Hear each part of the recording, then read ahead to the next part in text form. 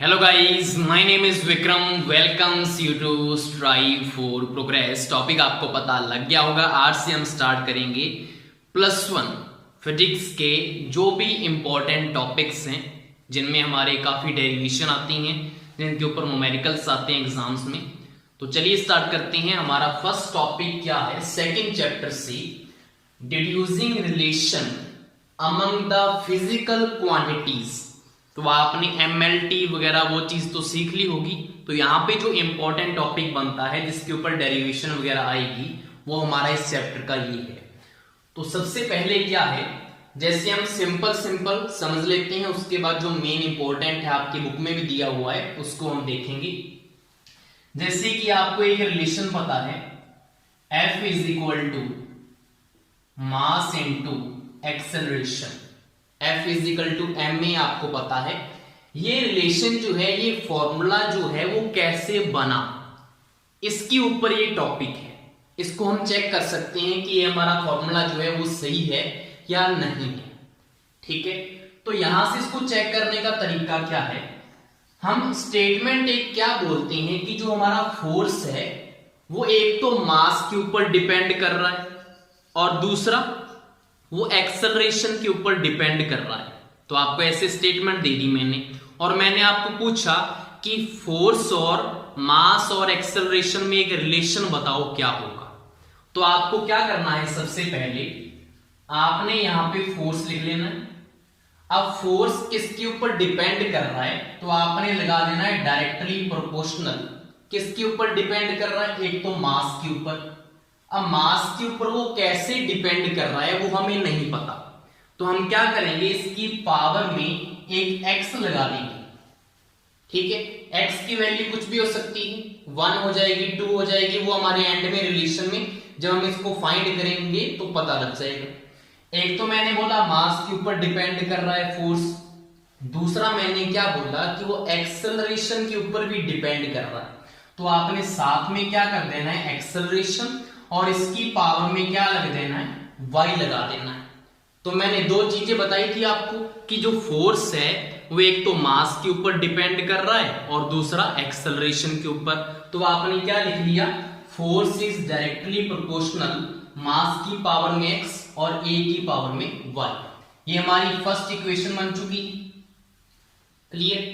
अब आपको पता है जब हम ये प्रोपोर्शनलिटी साइन हटाते हैं तो हमारे पास ये क्या आ जाता है, कांस्टेंट आ जाता है। तो F इज इक्वल टू हम क्या लिख लेंगे, K कांस्टेंट, M की पावर में x और A की पावर में y। क्लियर। अब हमने क्या करना है, हमने यूज करना है डायमेंशन। डायमेंशन कैसे निकालते हैं, MLT की फॉर्म में हम इसको यहां पे लिखेंगे। तो फोर्स का आपको पता है डायमेंशन क्या होता है, MLT-2। ये हमारा क्या है, फोर्स का डायमेंशन है। क्लियर, ये आपको पता है कैसे है। उसके बाद is equal to K into में मास का डायमेंशन क्या होगा, तो मतलब M की पावर में क्या होगा, 1 होगा, L भी 0 होगा, उसका लेंथ या डिस्टेंस उसकी मतलब जो है वो 0 है। T का टाइम में कुछ है, इसमें मास में कुछ भी नहीं है, तो आपका यहां पे क्या आएगा, सिर्फ M की पावर में 1 आ जाएगा और उसके ऊपर हमने क्या लगा देना है, जो पावर लिखी हुई है x लगा देना है। इसके बाद एक्सेलरेशन का डायमेंशन क्या होता है, आपको पता है एक्सेलरेशन का जो यूनिट है वो क्या है, मीटर पर सेकेंड स्क्वायर। तो यहां से डायमेंशन क्या बना, मीटर का मतलब लेंथ में क्या हो चुका है, 1 आ चुका है, और टाइम में देखो सेकंड का स्क्वायर नीचे है तो ऊपर जाएगा तो -2।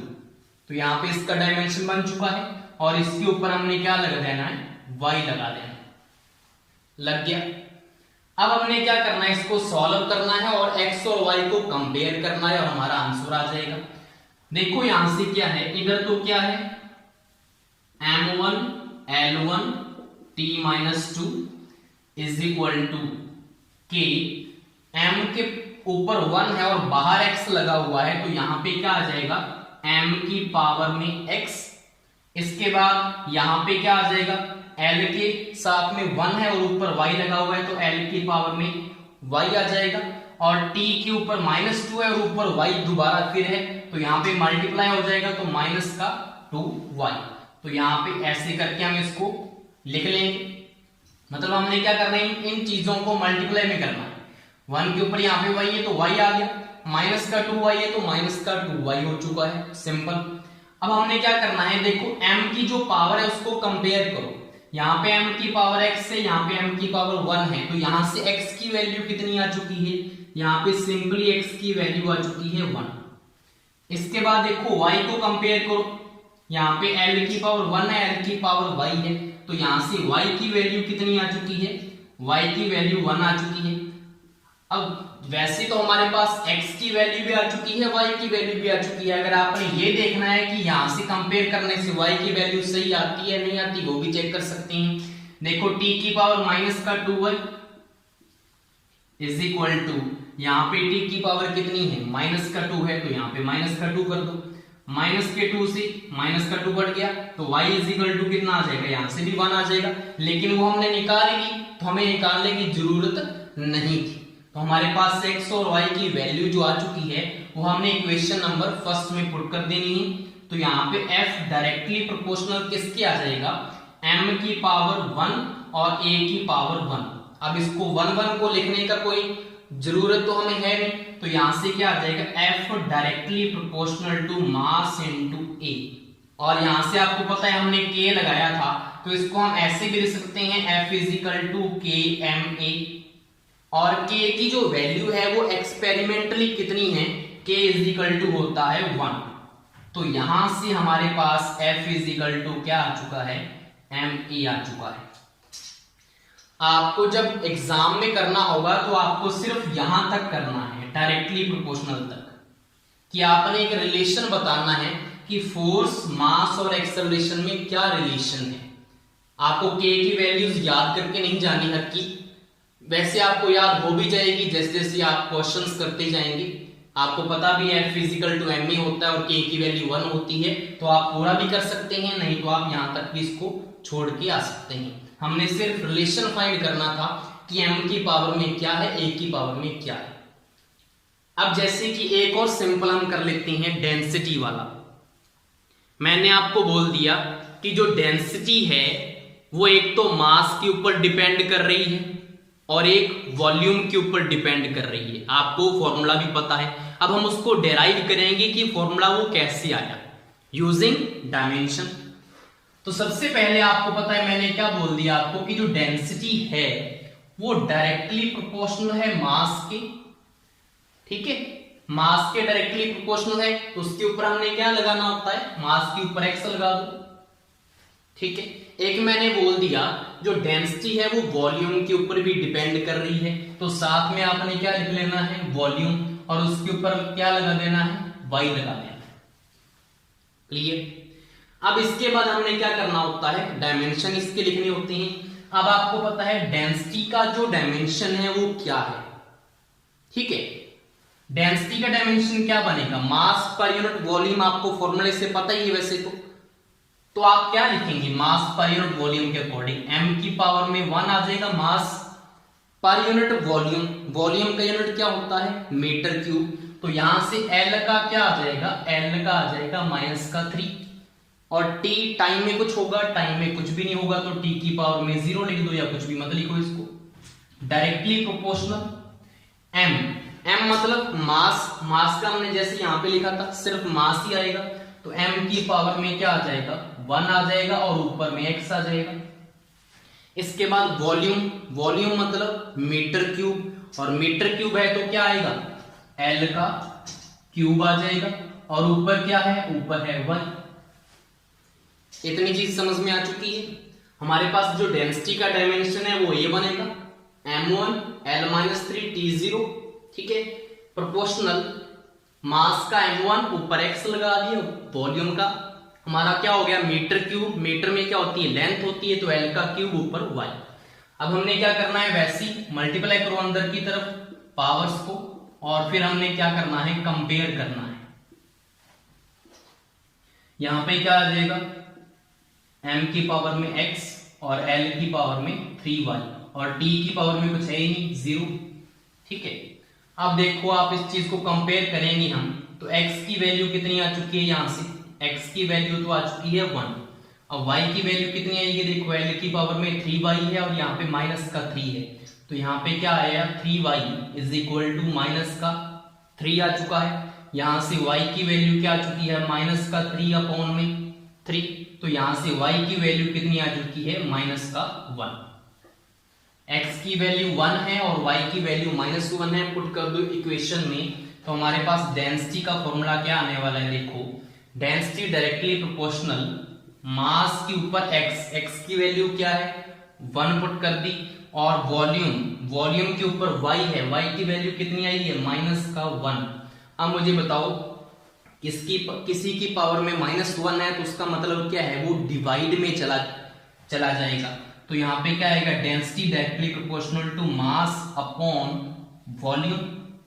प्रोपोर्शनलिटी साइन हटाते होते हैं तो आपको पता है कांस्टेंट आता होता है Km/V, और K की वैल्यू यहाँ पे एक्सपेरिमेंटली क्या होती है, 1 होती है, तो यहां से D इज इक्वल टू क्या आ जाएगा, मास अपॉन वॉल्यूम। तो ये देखो हम इस तरह से इस चीज का यूज करके हम किसी भी फिजिकल क्वांटिटी में हम रिलेशन निकाल सकते हैं कि उसमें रिलेशन क्या बनेगा क्या नहीं बनेगा। तो आपको सबसे पहले हमने सिंपल 2 फिजिकल क्वांटिटी के बारे में बताया, अब जो बुक में जो आपको दे रखी है हम उसके ऊपर डिस्कस करेंगे। ये हमारा नेक्स्ट क्वेश्चन है कि हमारे पास एक पेंडुलम है, सिंपल पेंडुलम, ये हमारा क्या है, बॉब है जिसका मास m है और स्ट्रिंग की जो लेंथ है वो l है। आपको क्वेश्चन दिया हुआ है कि इसका जो टाइम पीरियड है वो एक तो मास पे डिपेंड कर रहा है, एक उसकी लेंथ पे डिपेंड कर रहा है, और यहाँ पे जो बॉब लटक रहा है इसके ऊपर नीचे की तरफ क्या लग रही होगी, gravity, acceleration due to gravity, एक इसके ऊपर डिपेंड कर रहा है। और आपको इसमें क्या बताना है, रिलेशन बताना है, इसका फॉर्मूला बताना है क्या होगा टाइम पीरियड का।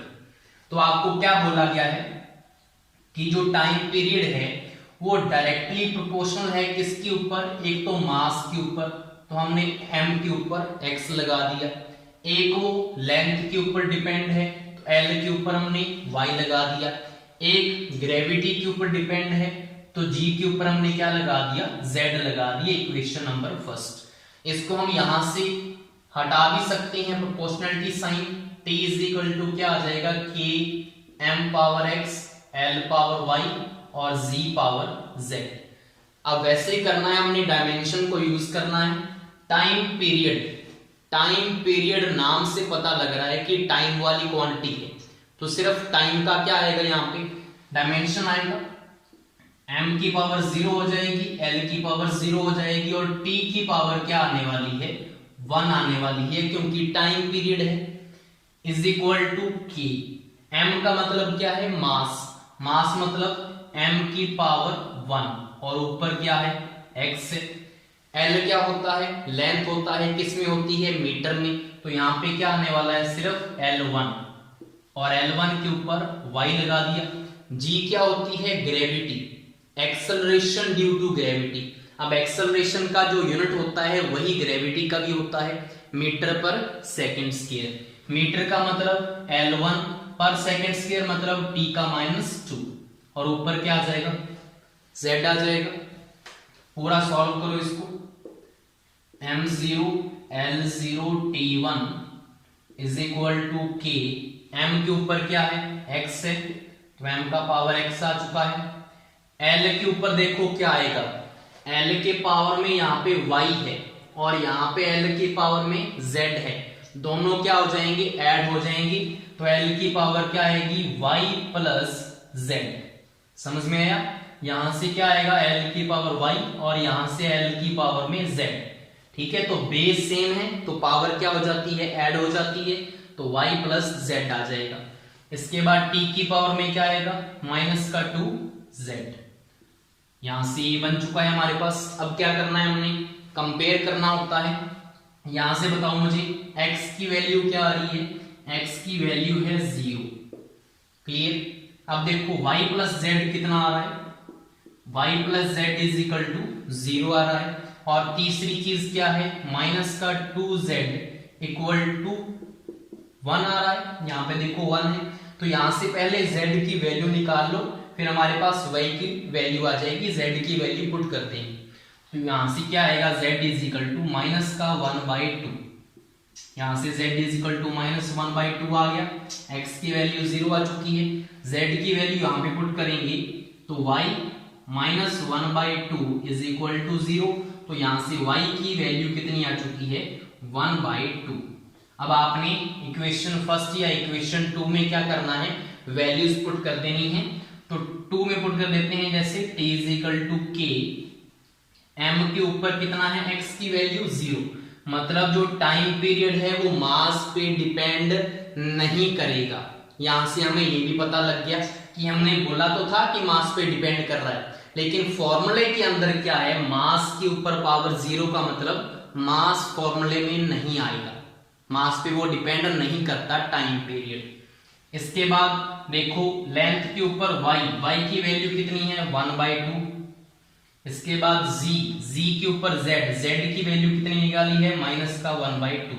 अब इसको देखो हम कैसे लिख सकते हैं, देखो किसी की पावर 1/2 का मतलब क्या होता है, रूट होता है, तो हम इसको रूट की फॉर्म में लिख सकते हैं। कैसे लिखेंगे, t is equal to k, m की पावर 0, 1 हो चुका है। अब l को हमने रूट में लिखना है और g की पावर माइनस 1/2 है, माइनस का 1/2 मतलब नीचे, मतलब इसको हम ऐसे लिख सकते हैं ना, l के ऊपर 1/2 और नीचे क्या आएगा, g के ऊपर 1/2, मतलब माइनस था तो मैं इसको नीचे ले गया। अब इस हाफ को हम किस में चेंज कर सकते हैं, रूट में, तो हम क्या करेंगे, l/g लेके इकट्ठा क्या लगा देंगे, यहाँ पे रूट लगा देंगे। तो यहाँ पे हमारे पास ये क्या आ चुका है, इसके बीच में रिलेशन आ चुका है। एक्सपेरिमेंटली यहाँ पे k की वैल्यू क्या होती है, आप बोलोगे सर 1, हमेशा 1 नहीं होती, इसके लिए k की वैल्यू कितनी है, 2 पाई है। तो मैंने बोला है आपको इस रिलेशन को यहाँ पे छोड़ के आ जाना है, वैल्यूज आपने याद नहीं करनी, धीरे धीरे आपको ऑटोमेटिकली फॉर्मूले याद हो जाएंगे, तो आपको पता लग जाएगा कि k की वैल्यू ये थी। तो यहाँ पे हम पुट कर सकते हैं, तो हमारे पास फॉर्मूला क्या होता है, k is equal to t is equal to 2 pi l/g का रूट। ये जो है पेंडुलम के टाइम पीरियड का फॉर्मूला होता है, जिसको हमने कैसे निकाल दिया, फिजिकल क्वांटिटीज के डायमेंशन को यूज करके। तो इस तरह से ये टॉपिक्स में डेरिवेशन आते हैं कि आपको ये रिलेशन निकालना है, आपको सिंपली एक स्टेटमेंट दे देंगे वो कि ये फिजिकल क्वांटिटी है, इसके ऊपर डिपेंडेंस है, और इनमें क्या करो, आप रिलेशन फाइंड करो। तो बिल्कुल ही इजी है। अगर आपको MLT वगैरह अच्छे से आता है, जो प्रीवियस टॉपिक्स थे, तो उसको करवाने का कोई फायदा नहीं है, क्योंकि वो बिल्कुल सिंपल चीजें हैं। मेन टॉपिक जो है सेकेंड चैप्टर का यही है। ठीक है, थैंक यू।